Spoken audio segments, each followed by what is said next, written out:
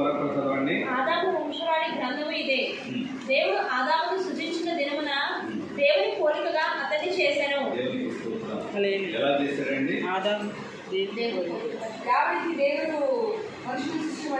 ఎలా చేశాడు? దేవుని పోలికగా నరుడిని సృష్టించాడు.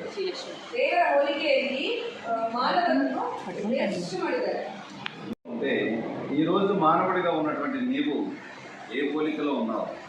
ಮೊದಲೇ ಮಾನವನು ದೇವರ ಹೋಲಿಕೆಯಲ್ಲಿ ಇರಬೇಕಾದರೆ ನಾವೆಲ್ಲರೂ ಯಾವ ಹೋಲಿಕೆಯಲ್ಲಿದ್ದೀವಿ? నువ్వు దేవుని పోలికను ధరించగలిగావా? ನೀವೆಲ್ಲರೂ ದೇವರ ಹೋಲಿಕೆಯನ್ನು ಇಂದು ಹುಟ್ಟಿದ್ದೀರಾ? దేవుడు కోరుకున్నది నీవు నా పోలికలో ఉండాలని కోరుకుంటున్నాడు. ದೇವರು ನಿಮ್ಮನ್ನು ತನ್ನ ಹೋಲಿಕೆಯಲ್ಲಿ ಇರಬೇಕೆಂದು ದೇವರು ಭಾವಿಸ್ತಾ ಇದ್ದಾರೆ. నా స్వరూప్యమందు నీవు ఉండాలని కోరుకుంటున్నాడు. ಅವರ ಸ್ವರೂಪದಲ್ಲಿ ಇರಬೇಕೆಂದು ಅವರು ಯೋಚನೆ ಮಾಡ್ತಿದ್ದಾರೆ.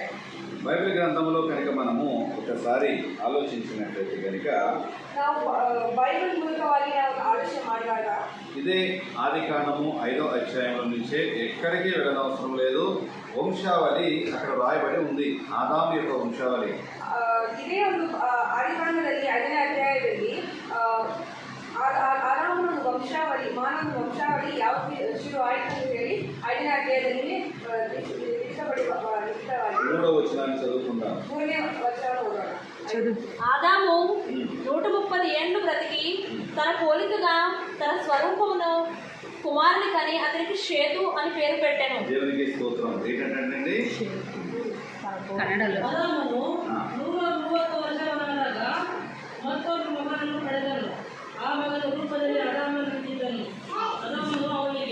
ఎవరు పోలికను కన్నాడు? షేతు అని పేరు పెట్టాడు. షేతు అనే పేరును పెట్టాడు. అంటే ఎవరు పోలికని కన్నాడు? ఆదాము తన పోలికలో. ఎవరి పోలికలో?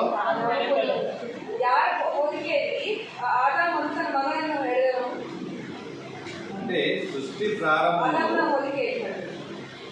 ప్రారంభంలో దేవుడు మట్టి నుంచి నరుడిని తీశాడు. సృష్టి ఇదాದಾಗ ದೇವರು ಮಣ್ಣಿನಿಂದ ಆದಾಮನ್ನು ಸೃಷ್ಟಿ ಮಾಡಿದರು. తర్వాత మన్నులో నుంచి తీయబడిన మనిషిలో నుంచి అవమ్మను తీశాడు. మనిషిలోంచి ನಂತರ ಅವಳನ್ನು ಸೃಷ್ಟಿ ಮಾಡಿದಾಗ ಮತ್ತು ಮಣ್ಣು ಹಾಗೂ ಆದಾಮ ಮೂಲಕವಾಗಿ ಅವಳನ್ನು ಸೃಷ್ಟಿ ಮಾಡಿದರು. తర్వాత ఆ మొదటి జంటగా ఉన్నటువంటి ఆదాము అవ్వలను ఏకపరిచి వారి నుంచి ఉత్పత్తిని ప్రారంభించాడు. ನಂತರ ದೇವರ ಸೃಷ್ಟಿಯಲ್ಲಿ ಆದಾಮ ಮತ್ತು ಅವಳ ಮೂಲಕವಾಗಿ ಸಂತಾನ ಬಂದಾಗ ಅವರಿಬ್ಬರ ಹೋಲಿಕೆಯಲ್ಲಿರುವ ಮಕ್ಕಳು ಆದರು. వారితో మాట్లాడాడు, మీరు ఫలించి వృద్ధి చెంది భూమిని నింపండి, వృద్ధిపరచండి, వృద్ధవండి, ఫలించండి అని మాట్లాడాడు. ಅವರಿಗೆ ದೇವರು ನೀವು ಫಲಿಸಬೇಕು, ఫలించి వృద్ధి చెంది అభివృద్ధి భూమిని నింపండి, ಪ್ರಪಂಚದ ಫಲಿಸಿ ಅಭಿವೃದ್ಧಿಯಾಗಿ ಮುಂದೆ ಇದಾಗಬೇಕು ಎಂದು ವಾಕ್ಯ ಭೂಮಿಯನ್ನು ತುಂಬಿಸಿ ಎಂದು ಹೇಳಿ మాట్లాడారు అని దేవుడు ఆశపడ్డాడు. ఆ జంట ద్వారా వారికి ప్రథమ సంతానంలో పుట్టినటువంటి కయ్యను హేబేలు తెలుసా మీకు? ಅವರಿಗೆ ದೇವರನ್ನ ಆಲೋಚನೆ ಆಯಿತು. ಆದರೆ ಅವರಿಗೆ ಹುಟ್ಟಿದ ಇಬ್ಬರು ಮಕ್ಕಳಾಗ ಕೇನು ಮತ್ತು ಹೇಬೆಲ್ ಇದ್ದಾರಲ್ವಾ, ಅವ್ರ ಸಂತಾನಗಳಿಗೆ ಆದಾಮನ ಸಂತಾನ ಮಕ್ಕಳು ಯಾರಮ್ಮ? ಆದಾಮ ಸಂತಾನ. ಆದಾಮನ ಮಕ್ಕಳು ಯಾರು? ಕಯ್ಯನ ಹೇಬೆಲು. ಗೊತ್ತಲ್ವಾ? ಸ್ಟೋರಿ ಎಲ್ಲ ಗೊತ್ತಾ ನಿಮಗೆ? మాట్లాడಬೇಕು, ఎలా చిన్న కొడవారు మాట్లాడాలి. మీరు మాట్లాడితే దేవుని వాక్యం మీకు అర్థమవుతుంది. మీ నోరు మాట్లాడితే మీ మాట మీ చెవులు కనపడుతుంది. మీ చెవులు కనపడిన మీ మాట మీ హృదయంలోకి వస్తుంది. మీ హృదయంలోకి వచ్చిన మీ మాట మీకు జ్ఞాపకం ఉండడానికి అవకాశం ఉంటుంది. ಮಾತಾಡಿದಾಗ ಏನಾಗುತ್ತಂದ್ರೆ, ನೀವು ಮಾತಾಡಬೇಕಾದ್ರೆ ನಿಮ್ಮ ಮಾತುಗಳು ಕಿವಿಗೆ ಕೇಳಿಸುತ್ತೆ. ಆ ಕಿವಿಗೆ ಕೇಳಿಸುವಾಗ ಅದೇನಾಗುತ್ತೆ, ನಿಮ್ಮ ತಲೆಯಲ್ಲಿ ಅದು ರಿಜಿಸ್ಟರ್ ಆಗ್ತಾ ಹೋಗ್ತದೆ. ಅಂದರೆ ಅದು ಜ್ಞಾಪಕದಲ್ಲಿ ಇರುತ್ತೆ ನಿಮಗೆ. ಸೊ ನೀವು ಮಾತಾಡಬೇಕು. ಮಾತಾಡಿದ್ರೇ ಈಗ ಒಂದು ವಾಕ್ಯ ನಾನು ಮಾತಾಡಬೇಕಾದ್ರೆ ನಿಮ್ಗೆ ಕೇಳಿಸ್ತಾ ಇದೆ ಅಂದರೆ ನೀವು ಅದು ಸದುತ್ತರ ಕೊಟ್ಟರೆ ನನಗೆ ಮಾತಾಡೋಕ್ಕೆ ಬರುತ್ತೆ. దేవుని వాక్యాన్ని ఎప్పుడు మౌనంగా ఉండకూడదు, మాట్లాడుతూ ఉండాలి. ದೇವರ ವಾಕ್ಯ ಯಾವಾಗಲೂ ಮೌನವಾಗಿರಬಾರ್ದು, ಮಾತಾಡ್ತಾ ಇರಬೇಕು. ಯಾವತ್ತಾದ್ರೂ ಒಂದು ವಾಕ್ಯ ಓದಾಗ ನೀವು ಅದನ್ನ ಬಾಯಿ ತೆರೆದು ಮಾತಾಡಿದಾಗ ಅದು ನಿಮಗೆ ಜ್ಞಾಪಕದಲ್ಲಿ ಇರುತ್ತೆ. ದಯಮಾಡಿ ಮಾತಾಡಿ. ఆదాము యొక్క వంశావళి అంటే కనుక వంశపు వృక్షం అంటే ఆదాము యొక్క వంశం ఈనాడు ప్రపంచ దేశం అంతటలో ఉన్నటువంటి జనాభా కలిగినటువంటి ఒక వృక్షమై ఉంది. ಆದಾಮನ ಒಂದು ವಂಶವೃಕ್ಷ ಅನ್ನೋದು ಇವಾಗ ಇಡೀ ಪ್ರಪಂಚದಲ್ಲಿ ಒಂದು ವಂಶವೃಕ್ಷವಾಗಿ ಇದೆ ಅಂತ ಹೇಳ್ತಾ ಇದ್ದಾರೆ. ವಂಶವೃಕ್ಷವಾಗಿ ಇದೆ ಅಂತ ಹೇಳ್ತಾ ಇದ್ದಾರೆ. అంటే ఒక వృక్షము వృద్ధి చెందాలి అంటే కనుక విత్తనము సరైనది ఉండాలి. ಅಂದ್ರೆ ಒಂದು ವೃಕ್ಷ ಒಂದು ಇದಾಗಬೇಕಂತಂದ್ರೆ ಅದರ ಒಂದು ವಿತ್ತನ ಬೀಜ ಫಲವಾಗಿರಬೇಕು.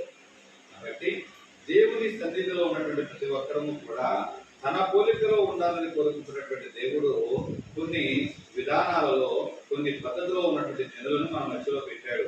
ఎక్కడి నుంచి? ఆదాము వంశావళి నుండి. ಸೊ ಅದಕ್ಕಾಗಿ ದೇವರು ಆಲೋಚನೆ ಮೇರೆಗೆ ಅವ್ರು ಏನ್ ಮಾಡಿದ್ದಾರೆ ಅಂದ್ರೆ ಆ ಬೀಜಗಳು ಆಗಬೇಕಂತ ಹೇಳಿದಾಗ ಆ ವಂಶಾವಳಿಯನ್ನು ಎಲ್ಲಾ ಒಂದು ಕುಟುಂಬ ಇದನ್ನು ಮಾಡಬೇಕಾದ್ರೆ ಅಲ್ಲಲ್ಲಿ ಕೆಲವೊಂದು ಜನಗಳನ್ನ ಅವರು ಸೃಷ್ಟಿ ಮಾಡಿದ್ದಾರೆ ಎಂದು ವಾಕ್ಯ ಹೇಳ್ತಾ ಇದೆ. అంటే పుట్టినటువంటి ఈ జనులందరూ కూడా ఆదాము పోలికతో పుట్టినటువంటి షేతు ఎన్ని సంవత్సరాలు బతికాడయ్యా అంటే 930 సంవత్సరాలు బతికినట్టుగా మనకి బైబిల్ గ్రంథంలో ఉంది. ఇక్కడ 5వ వచనంలో ಇದೇ ಐದನೇ ವಚನದಲ್ಲಿ ಆದಾಮು ಬ್ರತಿಕಿದ ಸಂವತ್ಸರಾలు ಏನ್ ಹೇಳ್ತಂದ್ರೆ ಆದಾಮನ ಹೋಲಿಕೆಯನ್ನು ಹುಟ್ಟಿದಾಗ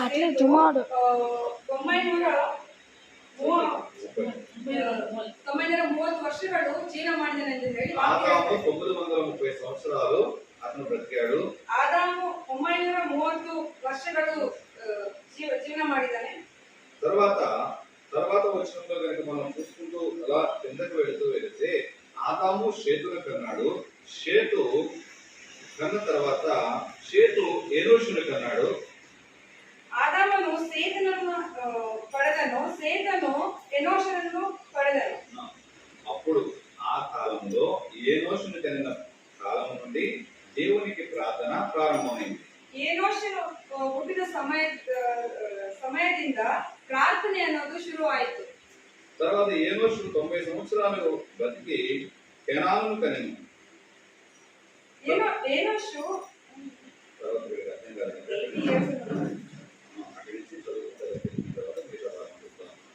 ఏనోషు కెనానును కన్న తర్వాత కెనాను మహాలేలును కన్నాక మహాలేలు ఏరోదును కన్న తర్వాత ఏరేదు హానోకును కన్నాడు. అక్కడికి 7 తరాలు మారినాయి. అంటే 7 తరాలు. ఆదాము తర్వాత 7 తరాలకి హానోకు అనేటువంటి వ్యక్తి జన్మించాడు. 7 తరాల తర్వాత ಆದಾಮನ ಒಂದು 7 ತಲಾಂತ ನಂತರ ಆನೋವು ಜನ್ಮಿಂಚಾడు. ನಿಮ್ಗೆ ಇದು ಯಾರು ಯಾರ ಸಂತತಿಯನ್ನು ಪಡೆದುಕೊಂಡು ಓದ್ತಾ ಇರ್ಬೇಕಂದ್ರೆ ನಿಮ್ಗೆ ಅರ್ಥ ಆಗ್ತದೆ ಅಲ್ವಾ? ಎಲ್ಲರೂ ನನ್ಗೆ ಉತ್ತರ ಬೇಕು. ನೀವು ಉತ್ತರ ಕೊಟ್ಟು ನನ್ಗೆ ಅರ್ಥ ಆಗ್ತಿದೆ ಅಂದ್ರೆ ನಾವು ಅದ್ರ ಬಗ್ಗೆ ಈಸಿ ಆಗುತ್ತೆ ಮಾತಾಡೋದು. ನಿಮ್ಗೆ ಅರ್ಥ ಆಗ್ತಿಲ್ಲ ಅಂದ್ರೆ ಅರ್ಥ ಆಗೋ ಒಂದು ಭಾಷೆಯಲ್ಲಿ ಅಟ್ಲೀಸ್ಟ್ ನಾವು ಟ್ರೈ ಮಾಡ್ತೀವಿ. ಅರ್ಥ ಆಗ್ತಿದೆ ಅಲ್ಲ? ಅರ್ಥ ಆಗ್ತದೆ ನಮ್ಮ ಈಗ ಏನಕ್ಕೆ ನಾವು ವಂಶಾವಳಿ ಮಾತಾಡ್ತಾ ಇದ್ದೀವಿ? ವಂಶಾವಳಿ ಅಂದ್ರೆ ಏನು ಆಕ್ಚುಲಿ? ಯಾರಾದ್ರೂ ಗೊತ್ತಾ? ಮಾತಾಡ್ರಮ್ಮ. ಇವಾಗ ಎಕ್ಸಾಂಪಲ್ ಒಂದು ಫಾರ್ ಎಕ್ಸಾಂಪಲ್ ಹೆಂಗಂದ್ರೆ ಅಮ್ಮ ನೀವಿದ್ದೀರಾ, ನಿಮ್ ತಂದೆ ಹೆಸರು ಗೊತ್ತಾ ನಿಮಗೆ? ಗೊತ್ತಲ್ಲ? ನಿಮ್ ತಾತನ ಹೆಸರು ಗೊತ್ತಾ? ಅವ್ರ ಅಪ್ಪನ ಹೆಸರು ಗೊತ್ತಾ? ಗೊತ್ತಿಲ್ಲ. ನಾವು ನಮ್ಮ ಜೀವನದಲ್ಲಿ ನೋಡ್ಕೊಂಡಾಗ ನಮ್ದು ಮಹಾ ಅಂದ್ರೆ ಒಂದ್ 2 3 ನಮ್ ತಂದೆ ಅವ್ರ ತಂದೆ ಅಷ್ಟೇ ಗೊತ್ತಿರುತ್ತೆ. ಅದಕ್ಕೆ ನಮ್ಮ ಕೆಳಗಡೆ ಯಾರು ನಾಗ್ತಾ ಇಲ್ಲ, ಹೌದಾ? ಆದ್ರೆ ವಾಕ್ಯದ ಮೂಲಕ ನಾವು ನೋಡ್ತೀವಿ ಯೇಸು ಸ್ವಾಮಿ ಬರಗಿನ ಮುಂಚೆ ಎಷ್ಟು ವಂಶಾವಳಿ ಆದಾಮ ಕಾಲದಿಂದ ಯಾವ ರೀತಿಯದು ಬಂದಿದೆ, ಎಷ್ಟು ಪ್ರಾಮುಖ್ಯತೆ ಇದೆ ಆ ವಂಶಾವಳಿಗೆ ಎನ್ನುವುದು ನಾವು ವಾಕ್ಯದ ಮೂಲಕ ನಾವು ಮಾತನಾಡ್ತಾ ಇದ್ದೇವೆ. ಸೊ ಅದನ್ನು ನಾವು ನಿಮ್ಗೆ ಎಕ್ಸ್ಪ್ಲೇನ್ ಮಾಡ್ತಾ ಇದ್ದೇವೆ. ನಿಮ್ಗೆ ಅರ್ಥ ಆಗೋ ಒಂದು ಇದರಲ್ಲಿ. ನಿಮ್ಗೆ ಅರ್ಥ ಆಗಿಲ್ಲ ಅಂದ್ರೆ ನೀವು ದಯಮಾಡಿ ಪ್ರಶ್ನೆಯನ್ನು ಕೇಳಿ, ನಾವು ನಿಮ್ಮ ಪ್ರಶ್ನೆಗಳಿಗೆ ನಾವು ಉತ್ತರ ಕೊಡಲು ನಾವು ಪ್ರಯತ್ನಿಸುತ್ತೇವೆ. ನೀವು ಅಟ್ಲೀಸ್ಟ್ ಮಾತಾಡ್ಬೇಕಾದ್ರೆ ನೀವು ಮಾತಾಡಿದ್ರೆ ನಮ್ಗೆ ಅರ್ಥ ಆಗುತ್ತೆ. ಹೌದು ಇವ್ರು ನಾವು ಮಾತನಾಡ್ತಿರೋದು, ನಾವು ವಾಕ್ಯ ಏನ್ ಹೇಳ್ತಿದ್ರೆ ಅವ್ರು ಅರ್ಥ ಆಗ್ತದೆ ಅಂದ್ರೆ ಆ ಒಂದು ಆಲೋಚನೆ ಬರುತ್ತಲ್ವಾ. ಅಣ್ಣ ಒಬ್ಬರೇ ಮಾತಾಡ್ತಿದ್ದಾರೆ, ಯಾರು ಮಾತಾಡ್ತಿಲ್ಲ, ನಿಮ್ಗೆ ಅರ್ಥ ಆಗ್ತಿದೇನೋ ಇಲ್ಲ ನಮ್ಗೆ ಹೆಂಗ್ ಗೊತ್ತಾಗುತ್ತೆ? ಅವ್ರು ಕರೆಕ್ಟ್ ಅಣ್ಣ. ದೇವ್ರ ವಾಕ್ಯ ಅಂದಾಗ ನಾವು ಮಾತನಾಡಿದಾಗ ಮಾತ್ರನೇ ಅದು ನಮ್ಗೆ ಅರ್ಥ ಆಗೋದು ಶುರು ಆಗುತ್ತೆ. ಇವಾಗ ಅವ್ರು ಟಿವಿ ನೋಡ್ತಾರೆ, ಟಿವಿ ನೋಡೋದಕ್ಕೂ ವಾಕ್ಯ ಆಡೋದಕ್ಕೂ ವ್ಯತ್ಯಾಸ ಇರಬೇಕಲ್ವಾ? ಹೌದಿಲ್ಲ? ಅದರಲ್ಲಿ ಅದು ಮಾತಾಡ್ಕೊಂಡು ಅದು ಹಂಗೆ ಹೋಗ್ತಾ ಇರುತ್ತೆ. ಆದ್ರೆ ನಾವು ನಾನ್ ನಿಮ್ ಕಡೆ ಮಾತಾಡ್ತಾರೆ, ನೀವು ಉತ್ತರ ಕೊಟ್ಟಾಗ ನಿಮ್ಗೆ ಗೊತ್ತಿಲ್ಲ ಅಂದ್ರೂ ಉತ್ತರ ಕೊಟ್ಟಾಗ ನೀವು ಅರ್ಥ ಮಾಡ್ಕೊಂಡ್ರೆ ಸಮಸ್ಯೆ ಇರುತ್ತಲ್ವಾ? ಹಾಗೆ మీ అందరికీ దేవుడు తెలుసా? ನಿಮ್ಮೆಲ್ಲರಿಗೂ ದೇವ್ರು ಗೊತ್ತಾ? Hands raise. ಯಾರು ದೇವ್ರು ಗೊತ್ತು? ದಯಮಾಡಿ ಕೈ ಎತ್ತಿ. అందరికీ దేవుడు తెలుసా? ಎಲ್ಲರಿಗೂ ದೇವ್ರು ಗೊತ್ತಾ? దేవుడికి మీరు తెలుసా? ದೇವ್ರಿಗೆ ನೀವು ಗೊತ್ತಾ? దేవుడికి మీరు తెలుసా? ನಿಮ್ಗೆ ಯಾರು ಗೊತ್ತು? ದೇವ್ರು ಗೊತ್ತಿಲ್ವಾ? ಹೌದು. దేవుడికి మీరు తెలుసు, మీకు దేవుడు తెలుసు, దేవుడికి మీరు తెలుసా? దేవుడికి. మొదటి ఉన్నటువంటి 6 తరాలు దేవుడు అంటే తెలుసు. ಮೊದಲು 6 ಈ ಸಂತಾನ ಇದನ್ನ ಓದ್ಬೇಕಾದ್ರೆ ವಂಶಾವಳಿ ಓದ್ಬೇಕಾದ್ರೆ ಮೊದಲು 6 ವಂಶಾವಳಿ ಅವರಿಗೆ ದೇವರು ಗೊತ್ತು. ಅವರೆಲ್ಲರಿಗೂ ದೇವರ ಯಾರು ಅಂತ ಹೇಳಿ ಗೊತ್ತು. దేవుడికి ప్రార్థించేవారు.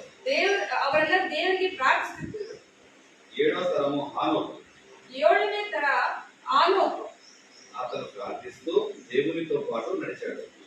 ಆತನು ಪ್ರಾರ್ಥನೆ ಮಾಡುತ್ತಾ ದೇವರೊಡನೆ ನಡೆದು ಹೋಗ್ತಾ ಇದ್ದ. ಅಂದ್ರೆ ದೇವರ ವಾಕ್ಯದಲ್ಲಿ ಅವರು ಇದ್ದರು, ದೇವರ ಆಲೋಚನೆಯಲ್ಲಿ ಅವರು ಇದ್ದರು. ಅಂದ್ರೆ ನಮ್ಗೆಲ್ಲರಿಗೂ ಗೊತ್ತು, ಆದ್ರೆ ನಾವು ದೇವ್ರ ಗೊತ್ತಾ? ಇಲ್ಲ ಅಲ್ವಾ? ಬಹಳ ಕೆಲವೊಂದು ಉತ್ತರ ಕೊಡಕ್ ರೆಡಿ ಇಲ್ಲ. ನಾವು ನೆಲೆಗೊಂಡ್ರೆ ಅವ್ರು ನಮ್ಮಲ್ಲಿ ನೆಲೆಗೊಳ್ತಾರೆ, ಹೌದಾ? ಆದ್ರೆ ಈ ಮೊದಲ 6 ವಂಶಾವಳಿಯವರು ದೇವರು ನೆಲೆಗೊಂಡ್ರು, ಆದ್ರೆ ಅವ್ರು ಸರಿಯಾಗಿ ಇರಲಿಲ್ಲ. ಆದ್ರೆ 7ನೇ ಅವರು ಇನೋಷನು ದೇವರನ್ನು ನೆಲೆಗೊಂಡಿದ್ದಾನೆ, ಹಾಗೂ ದೇವರು ಅವರಲ್ಲಿ ನೆಲೆಗೊಂಡಿದ್ದಾರೆ. మొదటి 6 తరాలకి ప్రార్థన చేసే అనుభవం ఉంది కానీ దేవుడితో నడిచే అనుభవం లేదు. ಅಂದ್ರೆ ಮೊದಲ 6 ತಲಾಂತಗಳು ಅವರು ದೇವರ ಇದರಲ್ಲಿ ಇದ್ರು, ಆದ್ರೆ ದೇವರ ವಾಕ್ಯದಲ್ಲಿ ಅವರು ನಡೆಯಲಿಲ್ಲ. దేవుడితో నడిచే అనుభవం లేదు. కానీ హానోకు దేవునిని ప్రార్థన చేస్తూ దేవునితో నడిచాడు. కానీ ప్రార్థన ఒకటే సరిపోదు, దేవునితో నడిచే అనుభవం కలగాలి. ಆಲೋಚನೆ ಅತನು ದೇವರಲ್ಲಿ ನೆಲೆಗೊಂಡಾಗ, ದೇವರು ಅವರಲ್ಲಿ ನೆಲೆಗೊಂಡಾಗ ಪ್ರಾರ್ಥನೆ ಅಷ್ಟೇ ಇದು ಅಲ್ಲ, ಕ್ರಿಯೆಗಳನ್ನು ಅದರಲ್ಲಿ ಆಗಿರ್ಬೇಕು, ದೇವರನ್ನೇ ಆಗಿರ್ಬೇಕು. అంటే దేవునితో నడిచే అనుభవం ఉంటేనే దేవుడికి నీకు తెలుస్తుంది. ದೇವರನ್ನೇ ನೀವು ಅನುಭವ ನಿಮ್ಗಿದ್ರೇನೆ ದೇವರಿಗೆ ನೀವು ಯಾರಂತನೂ ಗೊತ್ತಾಗುತ್ತೆ. దేవుడు 2 రకాలుగా పరిశోధిస్తాడు. ದೇವರು 2 ರೀತಿಯಲ್ಲಿ ಪರಿಶೋಧಿಸುತ್ತಾರೆ, 2 రకాలుగా పని చేస్తాడు. 2 ರೀತಿಯಲ್ಲಿ ಕೆಲಸ ಮಾಡುತ್ತಾರೆ. ఒకటి ఇచ్చి శోధిస్తాడు, ಮೊದಲನೇದು ఇచ్చి శోధిస్తాడు. ಕೊಟ್ಟು ಶೋಧನೆ ಕೊಡ್ತಾರೆ. సొలొమోనుకి విస్తారమైనటువంటి ధనం ఇచ్చాడు, తెలివిచ్చాడు, జ్ఞానం ఇచ్చాడు, బహుమంది భార్యలు ఇచ్చాడు. శోధిస్తే సొలొమోను పడిపోయాడు. ದೇವರು ಅಂದ್ರೆ ಕೊಟ್ಟು ಶೋಧನೆ ಕೊಡ್ತಾರ ಅಂತ ಹೇಳಿದಾಗ ನಾವು ಬೈಬಲ್ ಅಲ್ಲಿ ಒಂದು ಎಕ್ಸಾಂಪಲ್ ಇದೆ. ಹೆಂಗಂದ್ರೆ ಸೊಲೊಮೋನ್ ರಾಜನಿಗೆ ಜ್ಞಾನ ಕೊಟ್ಟರು, ಐಶ್ವರ್ಯ ಕೊಟ್ಟರು, ಹೆಂಡತಿಯರನ್ನು ಕೊಟ್ಟರು, ಎಲ್ಲವೂ ಏನ್ ಬೇಕೋ ಪ್ರತಿಯೊಂದು ಕೊಟ್ಟರು. ಅದೇ ರೀತಿಯಲ್ಲಿ ಶೋಧನೆಯನ್ನು ಕೊಟ್ಟರು. ಶೋಧನೆ ಕೊಟ್ಟಾಗ ಆ ಶೋಧನೆಗೆ ಆತ ಗುರಿಯಾದ.